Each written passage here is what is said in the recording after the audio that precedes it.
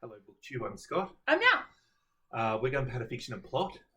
Remember to subscribe to this video, to this channel, And ring the bell. and ring the bell. Now we'll actually talk about what we're going to do today. Yeah, so we've stolen this idea from Emma at Drinking by My Shelf because it looks like fun. And also because we spend too much money on books. We do. So this is a Trash My TBR, and I think this is actually a really excellent idea.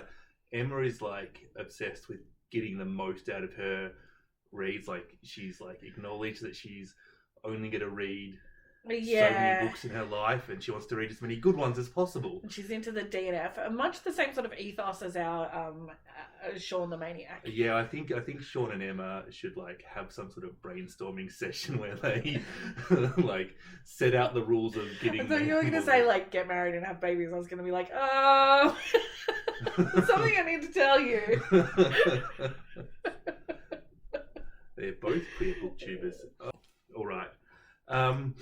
So anyway, the basic format is we're going to list a whole bunch of books that we haven't bought yet, but we would like to buy. And you don't need to tell us how good these books are. We already know. What you need to tell us is if you've read them and they're crap. Yeah. So at the end of this, we'll wait, I don't know, a week, a fortnight. However long it takes for you people to have a good old diatribe in the comments. And tell us why you didn't like any of these books and why we should flick them. We've got 8 books each, so there's 16 books. So there should be a book for everybody to like bag out. Yeah, for sure. And then once you've convinced us to get rid of some, we'll buy whatever's left and we'll vlog the result. Yeah. And we might ignore what you've said if we... We'll see how we go. Yeah, You've got to convince us. Yeah, you have to convince us. That's exactly it. We really want to read these books. Use your debating skills, and then we get to rebut, and we don't tell you how a rebuttal went. Well, we might, but... Well, yeah. All right, are we going to take it in turns now? Sure, you start. Okay, so, look, the Booker Prize is everywhere. There were 3 novels that I thought really captured my interest on the Booker Prize. Shuggie Bane, which I have a copy of. The Shadow King, which I have a copy of. The Shadow King? I don't even remember the names. And the last one is Burnt Sugar by Avni Doshi, which I do not have a copy of yet. So that's on your shopping list? It looks fantastic. It's a potential Booker Prize winner. I know a lot of people like that book. Mm-hmm. If you're not one of them, tell us why not.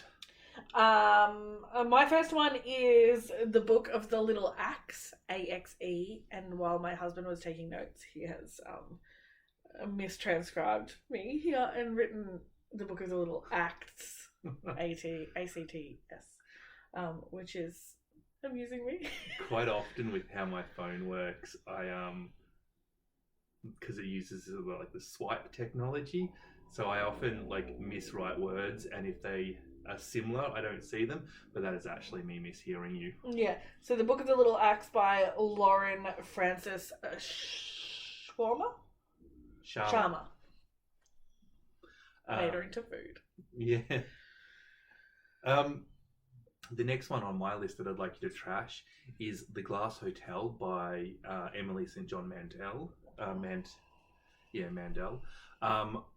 I've seen a lot of praise for Emily St. John Mandel, and I must confess I'm very curious about her. I've not read a single book by her, and she's very high up on my list of authors to try out. A lot of these are on my wish list, and they've been like super recommended by one corner of Booktube, but not necessarily multiple corners of Booktube. So I'm really interested to see what everyone else's opinion is, and that is definitely true of my next title, which is Breasts and Eggs by Miyako Kawakami.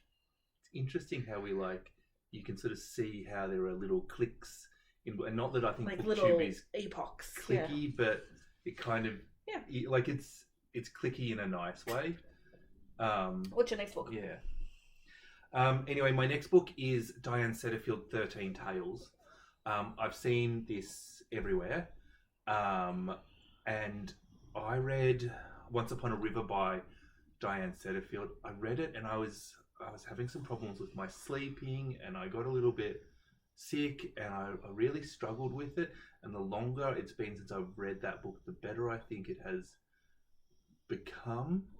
And I'm just unsure. I'm so unsure about the whole experience I had with her, and I can't even say whether it's her or me.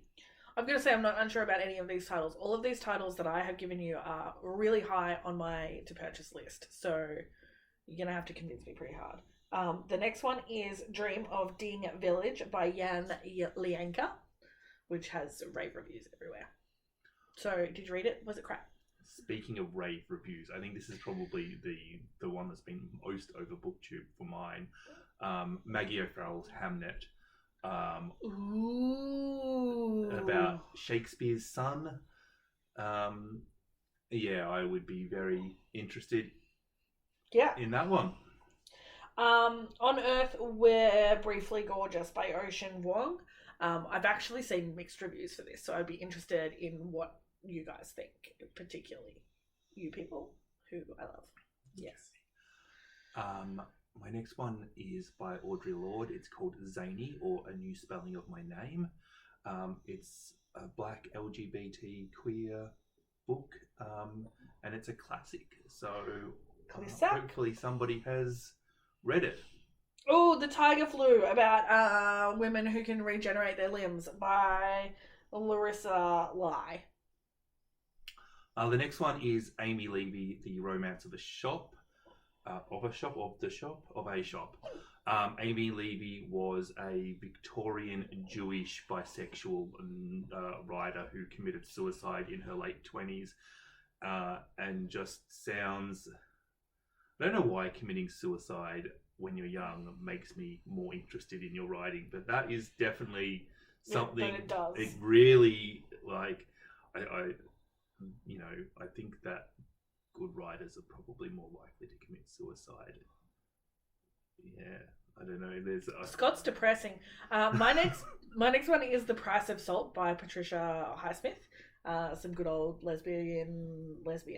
Lesbians. Yeah, so some lesbians. Man, I hate those lesbian straight men. I mean, you fucking do. Yeah, I much prefer the lesbians. The lesbians are much better than the lesbians. They're anyone straight men. Anyway, what's your next thing? My next thing is Polly Marshall, Brown Woman, Brown Stone. This is another classic. This is a black classic. Don't know much about this. I'm just trying to, when we're reading more black authors, I'm just trying to be conscious of reading black classics as well as black new books. The Normal Heart by Larry Kramer, a bit of a cult classic there. I'd be interested to see what people think of that one. By far the oldest book in this list is The Republic by Plato. I've not read any Plato before, and I've not read any, when we say classics, we so often mean books from the 1700s and the 1800s, and rather than actual classics. But I'm quite curious as to whether this is worth the read, whether it's aged well, or whether it is just like a dry university read. So hopefully somebody will be able to enlighten me.